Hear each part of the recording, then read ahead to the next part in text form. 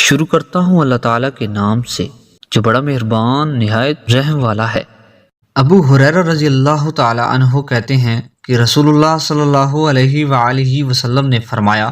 جو شخص کسی مجلس میں بیٹھے اور اس سے بہت زیادہ بیہودہ باتیں ہو جائیں اور وہ اپنی مجلس سے اٹھ جانے سے پہلے یہ پڑھ لے، سبحانک اللہم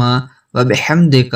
اشہد ان لا الہ الا اللہ انت استغفرک واتوب الیک، پاک ہے تو اے اللہ اور سب تعریف تیرے لیے ہے، میں گواہی دیتا ہوں کہ تیرے سوا کوئی معبود برحق نہیں، میں تجھ سے مغفرت چاہتا ہوں اور تیری طرف رجوع کرتا ہوں، تو اس کی اس مجلس میں اس سے ہونے والی لغزشیں معاف کر دی جاتی ہیں۔